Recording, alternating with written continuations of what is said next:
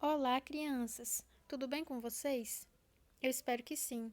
Eu sou a professora Tamires e hoje daremos início a mais uma aula de História. Na aula de hoje, falaremos um pouco a respeito de patrimônio, cultura e memória. Antes de iniciar o conteúdo em si, vamos conhecer melhor alguns conceitos. Cultura. Cultura é o modo próprio de viver, pensar e agir de um povo. O Brasil possui uma cultura rica e variada. Isso pode ser percebido nos sotaques, nas músicas, nas danças, nos cantos e nas comidas típicas de cada parte do país.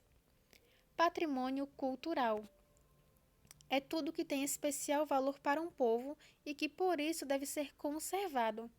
Cidades históricas, edifícios, festas, músicas, danças, modo de fazer uma comida, um instrumento musical, uma bebida, lugares com significado especial, entre outras coisas.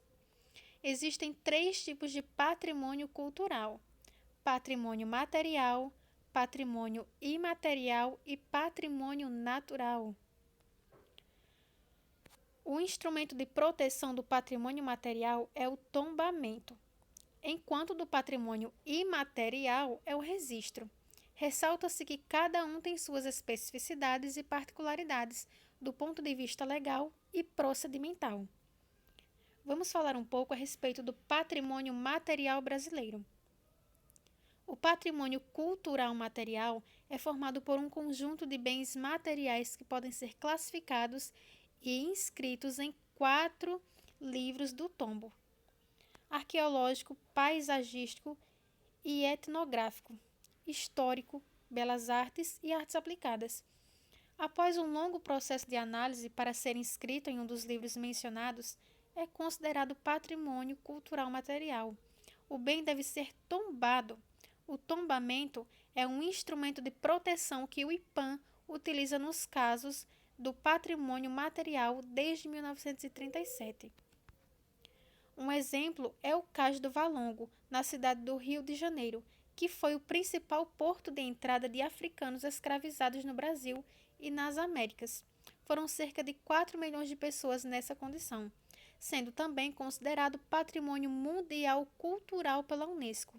Seu tombamento objetiva reconhecê-lo como memória da violência contra a humanidade e de resistência, liberdade e herança, como nós podemos observar aqui na foto. À vista do Cais do Valongo, no Rio de Janeiro. O conjunto urbanístico do centro histórico da cidade de Penedo, em Alagoas, foi tombado e é patrimônio cultural brasileiro desde 1996. Na imagem abaixo, ao fundo, é possível ver a igreja de São Gonçalo Garcia dos Homens Pardos, um dos prédios que compõem a arquitetura da cidade, como nós podemos observar aqui na imagem. Outros exemplos de patrimônio material cultural brasileiro são o Cristo Redentor, o Pelourinho, na cidade de Salvador, a Igreja de Nossa Senhora do Rosário, no município de Ouro Preto, entre outros.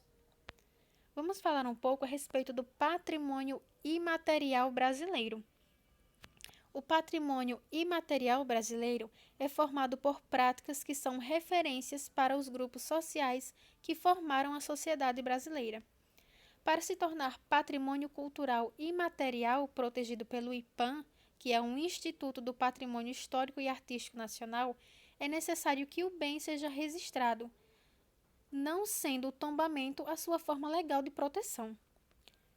Só para ressaltar, pessoal, o IPAM é uma autarquia federal vinculada ao Ministério da Cultura, que responde pela preservação do patrimônio cultural brasileiro. Cabe ao IPAM proteger e promover os bens culturais do país, assegurando sua permanência e usufruto para gerações presentes e futuras. Há 4 livros de registros que o IPAM utiliza para a proteção dos bens de natureza imaterial. Vamos conhecê-los. O primeiro livro é o Livro de Registro dos Saberes, utilizado para o registro de conhecimentos e modos de fazer de comunidades brasileiras. São exemplos o modo de fazer cuias do Baixo Amazonas, o modo de fazer a viola de coxo, o ofício das baianas de acarajé, o modo artesanal de fazer queijo Minas e o ofício dos mestres de capoeira. Nós podemos observar aqui nessa imagem ferramentas de produção de uma viola de coxo. O modo de fazer o instrumento musical é registrado no Livro dos Saberes desde 2005.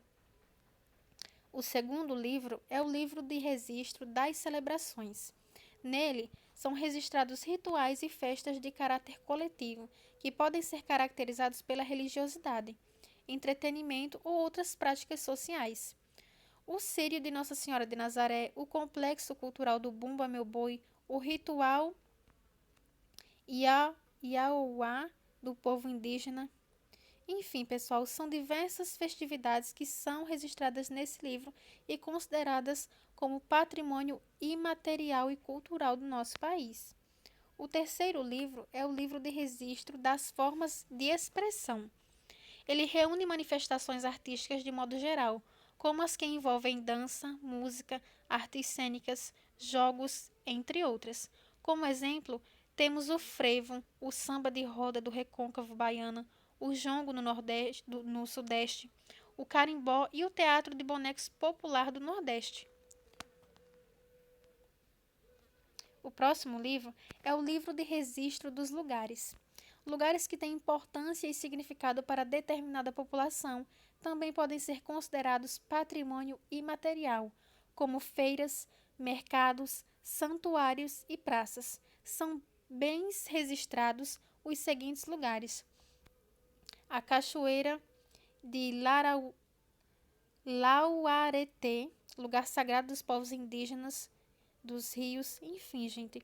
Todos esses locais podem ser considerados patrimônio imaterial e estão registrados no livro de registro dos lugares. O terceiro tipo de patrimônio que vamos conhecer hoje é o patrimônio natural. O patrimônio natural compreende áreas de importância preservacionista e histórica, beleza cênica, enfim, áreas que transmitem à população a importância do ambiente natural para que nos lembremos quem somos, o que fazemos, de onde viemos e, por consequência, como seremos. Na imagem, nós podemos observar o Patrimônio Natural Mundial, que é o Parque Nacional do Iguaçu.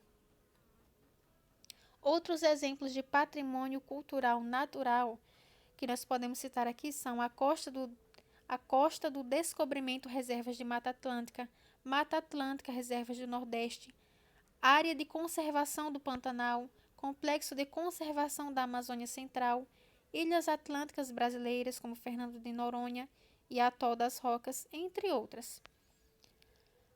Agora que nós falamos um pouco a respeito do patrimônio, vamos praticar?